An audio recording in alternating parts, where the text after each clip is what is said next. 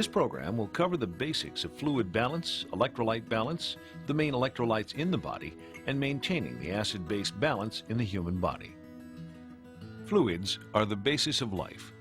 Water makes up about 60% of the average human body by weight.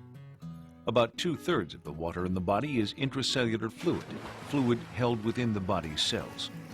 The other third is extracellular fluid, fluid in between the cells and being carried around by the body in the blood. And all the time, fluid is being drained out of the body through the skin in perspiration, through the digestive tract, the urinary tract, and breathed out as moisture through the lungs. Fluid is constantly being replenished in the body, primarily by drinking and eating, to maintain a balance. Many fluids also contain substances called electrolytes, salts and minerals that are electrically charged when they're dissolved in the liquid. The balance of these electrolytes in the body is essential to most bodily processes, such as stretching a muscle. A third fluid balance essential to life is the balance between acid and base. If this balance is badly upset, it can be fatal. All of these balances must be maintained for the body to function normally and maintain health. First, as fluid enters and exits, the simple amount of fluids in the body must remain in balance.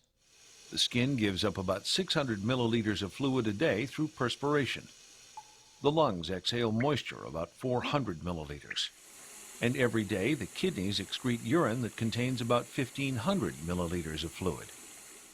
And finally, the intestines excrete feces, carrying an average 100 milliliters of fluid out of the body. Altogether, the average output is about 2,600 milliliters. This amount has to be replaced to maintain a healthy body. The average person brings in about 1,500 milliliters by drinking fluids, and another 800 milliliters of fluid is contained in solid foods, plus another 300 milliliters or so of fluid released by the oxidation of food and stored body tissue. The average input of 2,600 milliliters just balances the average output. Changes in humidity, activity level, illnesses, and other factors can affect this balance. Vomiting, sweating, and diarrhea, for example, can cause huge losses of fluids, which is why intake and output of fluid is often measured and closely controlled in healthcare settings.